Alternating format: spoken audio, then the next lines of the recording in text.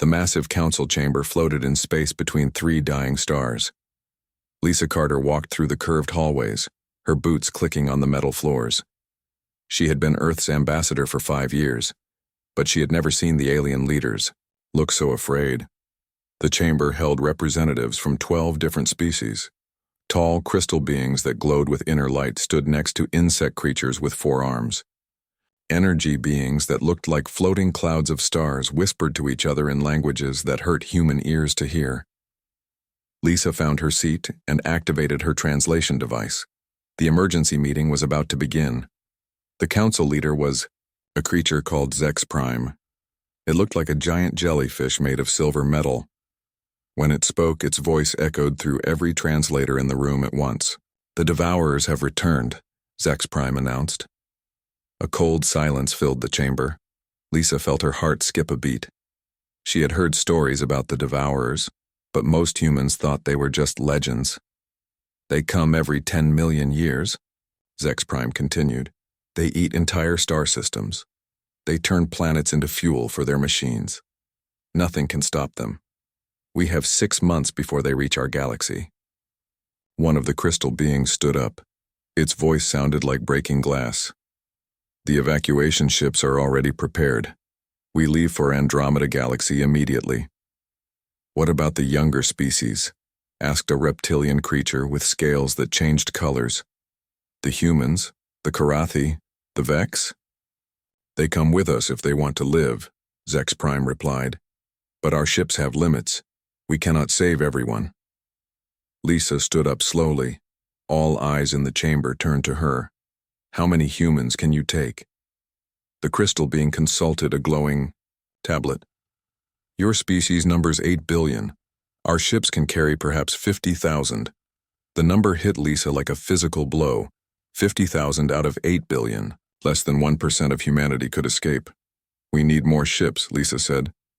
"Impossible," Zex Prime replied. "The Devourers are already moving. We barely have time to load our own people. You must choose who goes and who stays." Lisa closed her eyes for a moment. When she opened them, her voice was steady. "I need to contact Earth." 3 hours later, Lisa stood in the communication room of the space station. The quantum transmitter connected her directly to the United Nations building in New York. President Helen Davis appeared on the screen, along with the leaders of every major nation on Earth. "Lisa, we got your message," President Davis said. "Tell us everything." Lisa explained about the Devourers. She told them about the evacuation. She gave them the terrible numbers. 50,000 saved, 8 billion left behind. The world leaders listened in silence. When Lisa finished, President Davis was the first to speak. "So we have a choice. Save 50,000 and abandon the rest, or stay together and face these Devourers." "That's right," Lisa said. "How long do we have?" asked the Prime Minister of Britain. "The aliens say 6 months before the Devourers reach our part of the galaxy. Maybe 18 months before they get to Earth."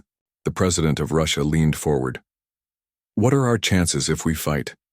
Lisa's voice was quiet. "They didn't give me any numbers, but from what I understood, no one has ever fought the Devourers and survived." "Because no one has ever tried," said the leader of China. "Every species just runs away." President Davis nodded slowly. "Lisa, tell the Alien Council we need 1 hour to decide." The transmission ended. Lisa sat alone in the communication room, staring out at the stars. Through the window she could see alien ships moving in the distance. Huge vessels the size of cities, loaded with refugees fleeing their homeworlds. An hour later, the world leaders reconvened. Lisa connected the call and waited. "Lisa," President Davis said, "we've reached a decision. We took a vote. Every nation, every leader, every representative. What did you decide? We stay. All of us. Together." Lisa felt tears in her eyes. "Ma'am, you understand what this means?" "We understand perfectly. We're choosing to fight instead of run. We're choosing to face the unknown instead of abandoning our people. That's what humans do." Lisa nodded and ended the transmission. She walked back to the council chamber. where the alien leaders were waiting for her answer. Well? Zex Prime asked, "Who will you send to safety?" Lisa stood straight and looked around the chamber. No one, the crystal being made a sound like shattering ice. "You misunderstand. You must choose 50,000 to save." "No," Lisa said clearly. "Humanity chooses to stay. All of us." The silence in the chamber was different now. Not the silence of fear, but the silence of shock. Zex Prime's metal body rippled like water. "You will all die," it said. "Maybe," Lisa replied. "But we'll die as one people. We won't abandon each other." The reptilian creature's scales turned deep red. "This is madness. You could save some of your species. 50,000 people is not our species," Lisa said. "It's just a small group of survivors. Without Earth, without our home, without our families, what would they really be saving?" The energy beings whispered among themselves in their painful language. Finally, one of them spoke through the translator. "We do not understand this choice. Survival is the most important thing." Lisa smiled sadly. "Maybe that's the difference between us. We think some things are more important than survival." Over the next 3 days, the alien evacuation continued. Lisa watched from the observation deck as massive ships departed, loaded with entire civilizations. The Karathi left in ships that looked like flying mountains. The Vex departed in vessels made of living coral that grew and changed shape as they moved. Each species took their history, their culture, their genetic legacy to safety in another galaxy. They would survive even if their homeworlds died. Captain Jake Morrison joined Lisa on the observation deck. He commanded the Human Research Station, and he had chosen to stay as well. "Any regrets?" he asked. Lisa watched the last alien ship disappear into the distance. "None. We made the right choice. Even if we all die, especially if we all die, we'll die as humans fighting for our home. That means something." Jake nodded. "The other species will remember us." "Maybe. Or maybe they'll think we were fools." "Does it matter what they think?" Lisa smiled. "No. It doesn't matter at all." Below them, Earth continued to spin in its orbit, unaware that its children had just chosen to stand and fight against impossible odds. The galaxy had abandoned them, but humans had chosen to stay. Admiral Rick Campbell stood in the war room deep under the Rocky Mountains. Maps of the galaxy covered every wall. Red dots marked where the devourers would strike first. Blue dots showed human colonies and bases. There were far more red dots than blue ones.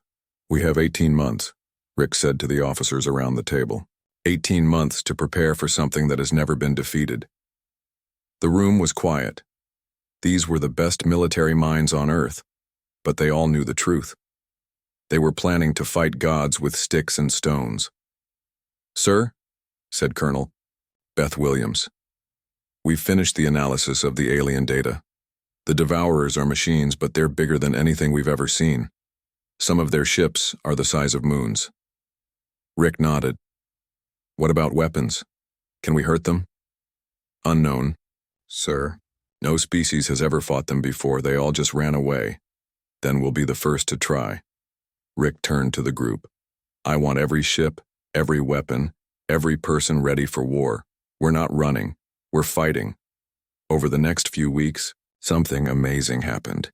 The world changed faster than anyone thought possible. Countries that had been enemies for decades started working together.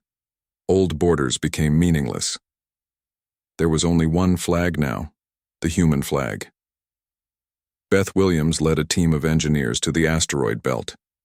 They had a crazy idea. If they couldn't build warships fast enough, they would turn everything else into weapons. "Look at this," Beth said to her team as they floated near a mining station. "This rock cutter can slice through solid iron. What if we make it bigger?" Her team worked day and night. Mining ships became weapon platforms. Cargo haulers were fitted with missile pods. Even passenger ships were turned into troop carriers. It wasn't pretty, but it might work. On Mars, Dr. Ken Taylor was working on an even crazier idea. The terraforming stations that were slowly making Mars livable could be turned into planet killers. "We take the atmospheric processors," Ken explained to his team. And we reverse them. Instead of making air, they suck it away. Instead of warming a planet, they freeze it solid. But doctor, said one of his workers, that would destroy any planet we use it on. Exactly, Ken replied. If we can't save a world from the devourers, we make sure they can't use it either. The work was dangerous. Several stations exploded during testing. People died. But the survivors kept working. They knew what was coming. Commander Sue Jackson had the hardest job of all. She was in charge of deciding who would live and who would die. Families had to choose. Parents could send their children to safety in the inner colonies, but they couldn't go themselves. Someone had to stay and fight. I'm not leaving without you, Mom, said 10-year-old Billy as his mother packed his bag. You have to, sweetheart, she replied, trying not to cry. You have to go where it's safe. But what about you? Mommy has work to do here, important work. This scene happened millions of times across human space. Children were sent away from their parents. Husbands left wives. Families were torn apart so that some part of humanity might survive. The transport. Ships left every day, carrying Earth's future to the galactic core. It would take the devourers years to reach that far. Maybe the children would have time to grow up, to rebuild, to remember what their parents died for. Meanwhile, the military worked on new tactics. They studied every piece of information the aliens had left behind. The devourers were powerful, but they were also predictable. They always attacked the same way, moved in the same patterns. They're like a flood, Rick explained to his staff. They come in waves, they consume everything, then they move on. But what if we don't fight the flood? What if we fight like water ourselves? The human battle plan was unlike anything in military history. Instead of big battles, they would fight small ones. Instead of holding ground, they would give it up and strike from behind. Instead of trying to protect everything, they would protect nothing and save everyone. Training began across human space. Regular people learned to fight like soldiers. Farmers learned to build bombs. Teachers learned to pilot fighters. Everyone had a role to play. Captain Joe Miller was training a group of civilians on Europa, one of Jupiter's moons. Most of them had never held a weapon before. Remember, Joe told them, we're not trying to win big battles. We're trying to slow them down. Every minute we delay them is another minute for our children to get further away. But Captain, asked a young woman, how long can we hold them? Joe was quiet for a moment. As long as it takes, as long as we can. Across the galaxy, human outposts prepared for the coming storm. Lieutenant Paul Mason commanded the furthest human base, a small research station near the galactic edge. He and his 12-person crew would be the first to see the devourers arrive. Sir, said his communications officer, we're getting reports from the alien refugees. The devourers have been spotted moving through empty space. They'll be here in 3 days. Paul looked around at his crew. They were scientists, not soldiers. But they had volunteered to stay, to be humanity's early warning system. Send a message to Earth, Paul ordered. Tell them we're ready. Tell them we'll do our job. 2 days later, space itself seemed to bend and twist near Paul's station. Reality warped as something massive moved through dimensions that humans couldn't see. Then they appeared. The devourers were unlike anything in human imagination. They weren't ships in any normal sense. They were geometric shapes that hurt to look at, structures that seemed to exist in more dimensions than the human mind could process. They moved without engines, changed direction without turning, and radiated a cold that wasn't about temperature. My God, whispered Paul's science officer. They're beautiful. Beautiful and deadly, Paul replied. He opened the communication channel to Earth. This is Outpost 7. The devourers have arrived. Beginning final transmission. For the next 6 hours, Paul's team broadcast everything they could see. They recorded how the devourers moved, how they communicated, how they began to consume the nearby star system. Every piece of information was sent back to Earth. When the devourers finally reached their station, Paul sent one last message. Earth, this is Paul Mason. The harvest has begun. Make them pay for every inch. Make them remember that humans were here. The station disappeared in a flash of light that rewrote the laws of physics. But the message got through. On Earth, billions of people heard Paul's last words and knew their time had come. The Devourers were moving through human space and there was nowhere left to run. The Devourers moved through human space like a black wave of death. They had done this dance for millions of years. Find a galaxy, consume it, move on. They expected the same easy victory they always achieved. They found something different. Captain Linda Hayes commanded the defense of Tau Ceti, humanity's first major colony outside Earth's solar system. Her fleet was made up of converted cargo ships, mining vessels, and old passenger liners. Against her were 3 Devourer machines, each one larger than Earth's moon. "All ships, this is Linda," she broadcast to her fleet. "Remember the plan, we're not trying to win, we're trying to make them remember us." The human ships spread out in a wide formation. When the Devourers reached the outer edge of the system, Linda gave the signal. Attack pattern Alpha. Hit and run. Make every shot count. The human ships came out of nowhere. They had been hiding in asteroid fields behind small moons, even inside the gas clouds around the system's outer planets. The Devourers' sensors were powerful, but they were designed to detect large fleets, not scattered groups of small ships. Linda's flagship, a converted mining vessel called Freedom, emerged from behind an asteroid and fired everything it had at the nearest Devourer. The weapons barely scratched the giant machine's surface, but they got its attention. "All ships scatter," Linda ordered. The human fleet broke apart like a school of fish avoiding a shark. Each ship went in a different direction, firing as they ran. The Devourers tried to follow them all, but there were too many targets moving too fast. For 6 hours, the battle raged through the Tau Ceti system. Human ships appeared, attacked, and vanished again. They used the system itself as a weapon, leading the Devourers into asteroid fields, solar flares, and gravity wells. Dr. Sam Turner had prepared special surprises throughout the system. Gravity mines hidden in asteroid belts activated when the Devourers passed by. They didn't destroy the giant machines, but they slowed them down, confused their sensors, and gave the human ships more chances to attack. "Linda, this is Sam," came the voice over the radio. "Sector 7 is ready. Lead them into the trap." Linda smiled grimly. "Copy that, Sam. All ships, follow me." She led her remaining ships toward a dense cluster of asteroids. The Devourers followed, their massive forms, moving through space like hungry predators. When they reached the center of the field, Sam triggered his masterpiece. Thousands of small nuclear devices hidden throughout the asteroid belt exploded at once. They had been carefully placed to create a chain reaction. One asteroid crashed into another, which hit another and another. In minutes, the entire field became a storm of flying rocks, each one moving at deadly speed. The Devourers were tough, but even they couldn't ignore thousands of asteroids hitting them at once. Their perfect formations broke apart as they tried to navigate the chaos.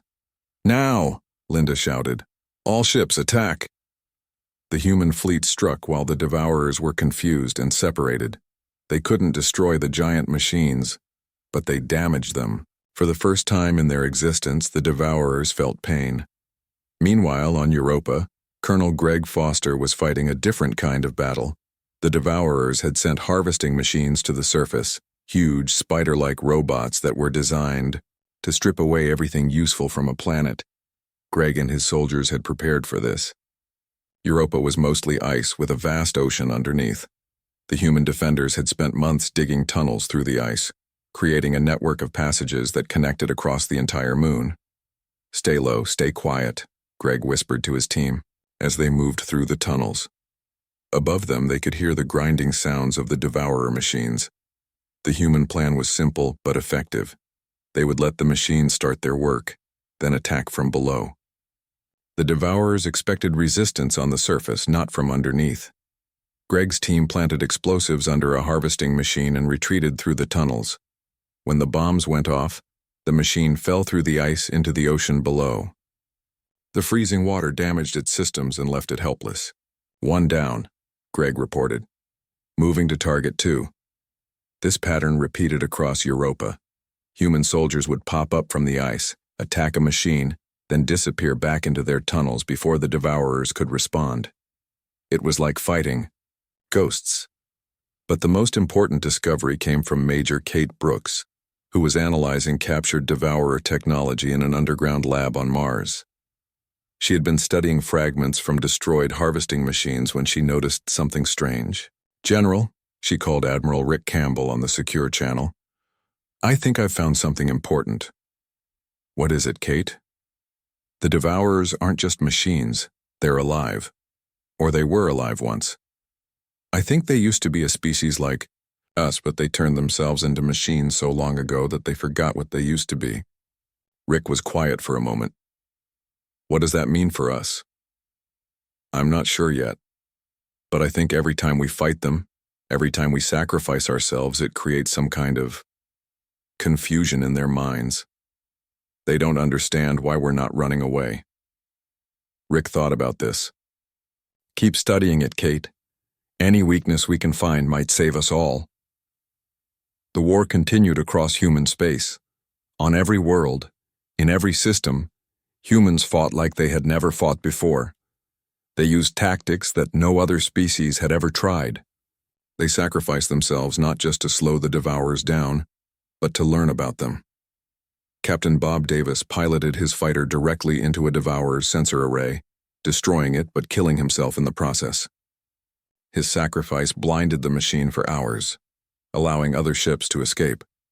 Commander Mary Wilson led a team of volunteers on a suicide mission to plant bombs inside a devourer's core. They all died, but the explosions damaged the machine's central processing unit. Each sacrifice taught humanity something new about their enemy. The devourers were powerful, but they followed patterns. They were ancient, but they could be confused. They were machines, but something deep inside them still remembered being alive. News of human resistance spread through the Devourer Collective. For the first time in millions of years, they encountered a species that fought back instead of running away. Some of their machines began to hesitate before attacking. Others started to question their programming.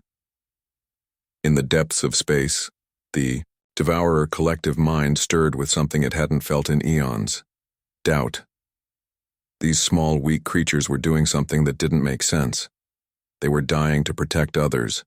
They were sacrificing themselves for an idea. This had never happened before.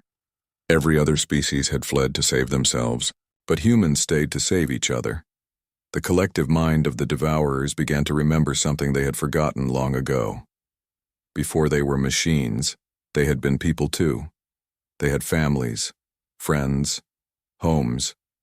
They had given all of that up to become immortal, to become perfect. But watching humans die for each other, the Devourers began to wonder if they had made the right choice. The final battle began when the Devourer fleet reached Earth's solar system. Admiral Rick Campbell stood on the bridge of the command ship, watching through the viewport as massive alien machines blotted out the stars. There were thousands of them, each one capable of destroying entire worlds. "Sir," reported his communications officer, "all human fleets are in position. Mars' defense grid is online. Earth's orbital platforms are ready." Rick nodded. Around him, the last human fleet, prepared for battle. Old warships, converted cargo vessels, mining ships fitted with weapons, and thousands of small fighters. Against the Devourers, they looked like toys. "Open a channel to all ships," Rick ordered. "This is Admiral Campbell to all human forces. Today we fight not just for Earth, but for the idea that some things are worth dying for. Make every shot count. Make them remember us." The human fleet moved to attack positions.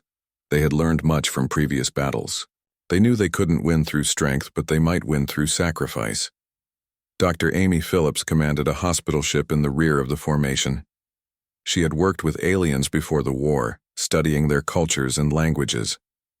Now, she had a different mission.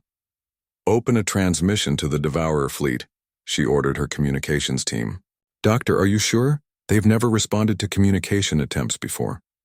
"They're listening now," Amy replied. "Kate's research proved they're more than just machines. They used to be people like us. Amy's message went out across all frequencies directed at the approaching Devourer fleet. She didn't threaten them or try to negotiate. Instead, she told them a story. "I want to tell you about humanity," Amy began. "We are a young species. We make mistakes. We fight among ourselves. We are far from perfect. But we have one thing that makes us special. We choose to stay together." Inside the Devourer collective mind, Amy's words created ripples of confusion. They had consumed thousands of species over millions of years, but none had ever tried to communicate during battle. "We had the chance to run," Amy continued.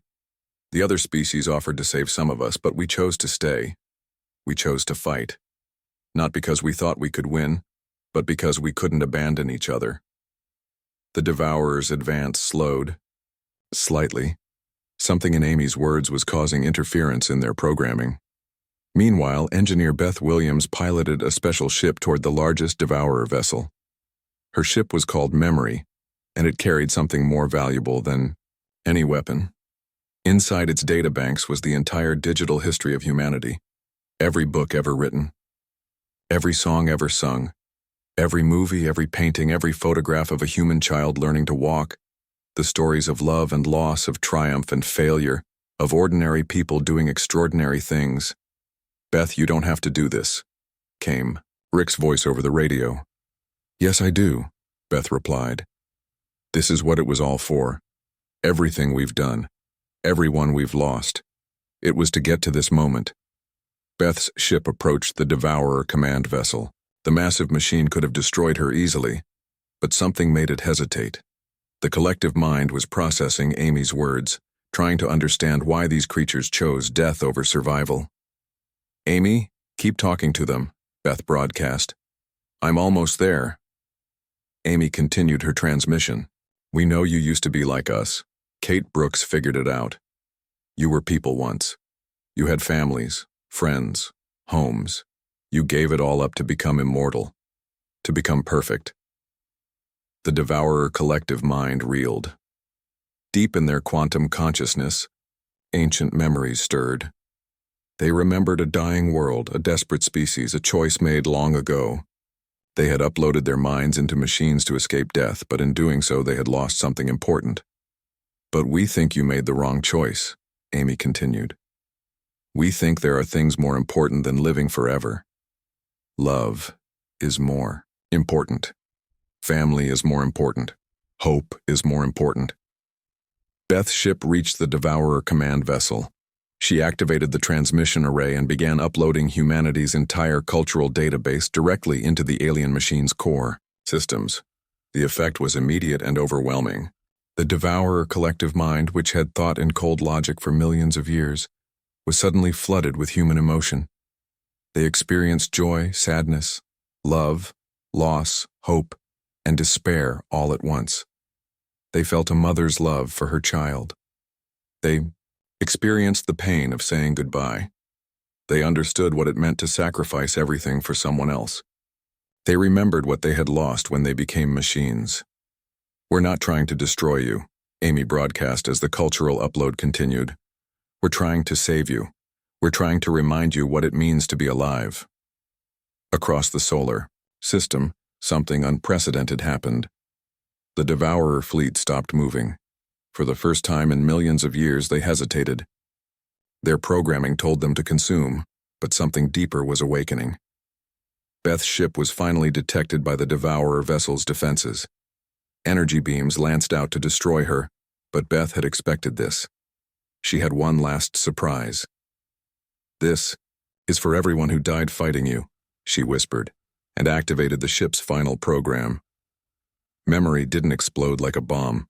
Instead, it opened itself completely, broadcasting every piece of human culture directly into the Devourer's core systems.